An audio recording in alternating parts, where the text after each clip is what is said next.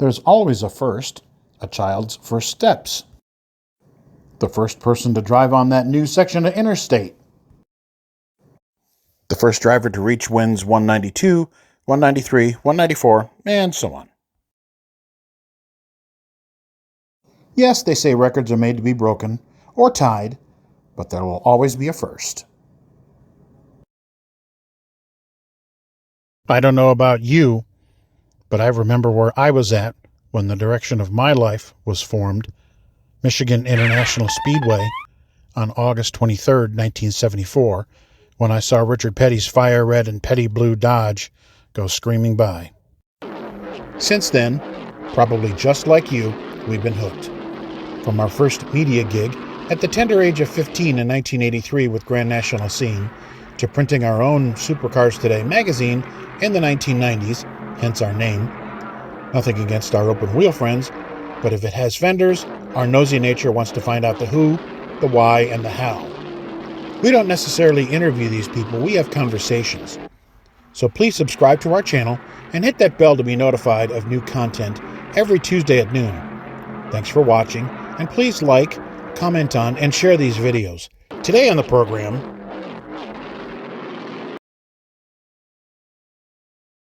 Robert Edward Whitlow, born in Shelbyville, Indiana, a sort of rural suburb of Indianapolis, to the southeast on February 15, 1936. That city, being the home of fictional comic book hero Bucky Barnes, the second Captain America, Whitlow didn't associate in that way. Physically, he excelled, like at football, track and field, and shot put. What I mean by saying he wasn't Cap was that Whitlow, though not incorrigible, he marched to the beat of his own independent drums. Bob wanted to have fun, but did poorly in school, and attended Compton Junior College in California to play football, but transferred to the University of Arizona in 1956. They wanted to redshirt me, and I probably should have done that, explained the young athlete. But I went to the Wildcats and didn't get along with the coaches, who were at first Warren Woodson. While at the University of Arizona, they complained that although he had outstanding speed and strength for a lineman, they felt frustrated they couldn't control either. The coaches said to me, "Bob, when you think you hurt the team," chortled Whitlow, claiming that Bob was especially fast, all right. He was fast in leading the team from the practice field and also in coming up with jokes instead of learning plays. Still, he lettered twice while there. By 1957, the Arizona experiment was over, and Whitlow was drafted into the Marines, and it's there where he seemed to come into his own, reaching the All-Marine Weightlifting Championship and finished second. If he'd have won, he could have gone on to the 1960 Olympics in Rome. Stationed in San Diego, Bob worked with the recruits in the morning and practiced in the afternoon. "We had a great team," he said, who was among 12 others who would later go on to the NFL. But when his team won the Leatherneck Bowl, contested between bases, he said later, "We had a general who wanted to win." He was drafted by the Bears and George Halas. The iconic coach was steered toward the now 230-pound offensive left tackle and advised to draft him, which he did. "I think this Whitlow is a real sleeper," said Papa Bear at the time. "He could make it big." "Well, I didn't last very long there," laughed Bob, "because they traded me to the Redskins for $2,500. Then, midway through the 1961 season, Whitlow was sent to the Detroit Lions, and it's where he had his greatest success as a football player. They moved me to center, where he remained for the rest of his career. While I was there, I was the one that called all the offensive line blocks and had to remember about 100 different assignments. He was most proud of who he got to play with while in the Motor City. Alex Karras. I got to know Don Shula, later of the Super Bowl winning Miami Dolphins, real well, and Dick Night Train Lane. But at the time, no one was more well known to most than acclaimed writer George Plimpton.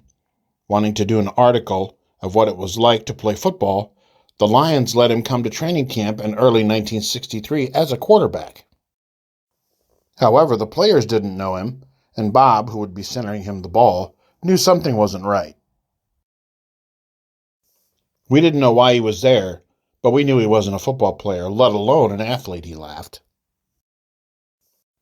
I told the guys I was going to snap it so hard I was going to break his hand. After a couple of times, the coaches could see his hand was hurting, and they could see what I was doing, and they told me to knock it off.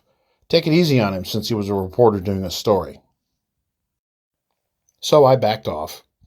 Despite not being named in the eventual best-selling book by Plimpton, and then the movie adaptation, Bob still said of him, he was a heck of a guy.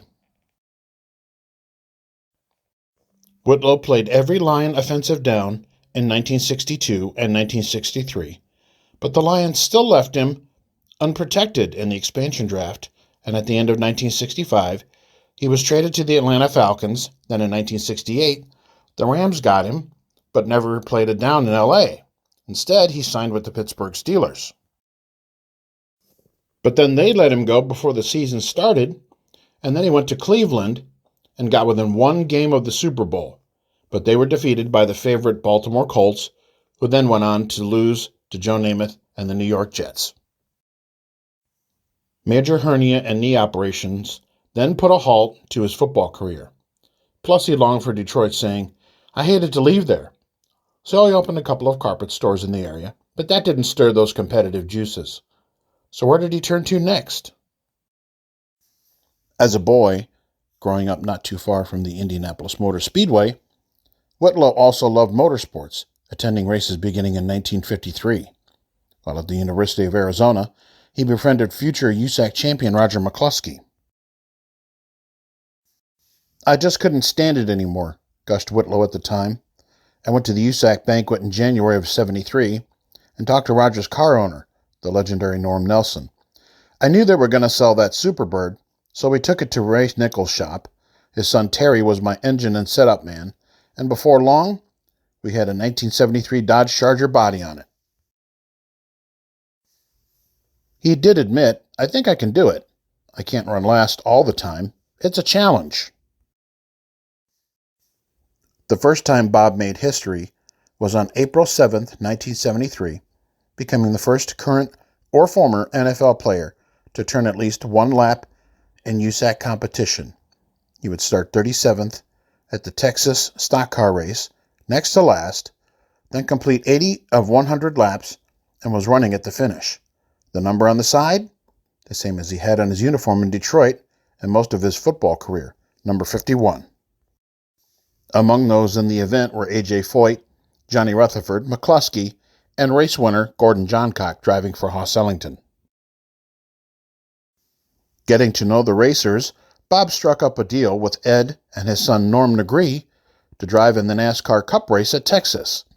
Said Norm recently, "I don't recall much about it since I was pretty young, but we would have had two cars since we would race Riverside the following week. So Dad started and parked his number 8 while Bob ran our number 08 Ford." And on June 10th, 1973, again history was made, a record that is still unbroken.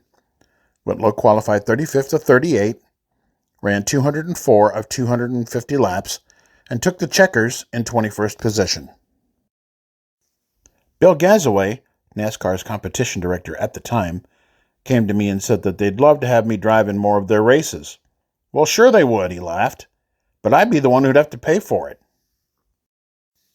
At the time, Bob estimated he had about $20,000 of his own money and his equipment. That was a full season salary in football. But I'm having fun now. I thought about doing some racing while I was at the Lions, but they wouldn't let me. As far as the driving, he likened it to, as he said, getting shot with goofy gas. You get the feel of it and you ask yourself, look what I've been missing. In comparing racing to football, he stated, "I feel for those guys out there in training camps trying to peel off a few layers of winter fat. At least now, I can go get a drink of water when I want." He went on further explaining, "The average athlete playing the other sports doesn't feel that you have to be an athlete to drive a race car. I've heard their remarks, but let me tell you something. You do have to be a good athlete. Of course, you don't take the physical beating you do in football, but you have to be in shape, you have to have good eyes, top-level coordination, and brains. There's simply no comparison between driving a race car and playing football.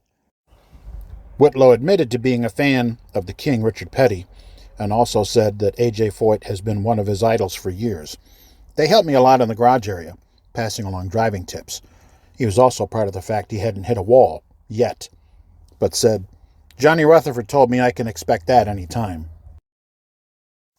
In 1974, Whitlow was offered a chance to become a member of the Portland team of the new WFL.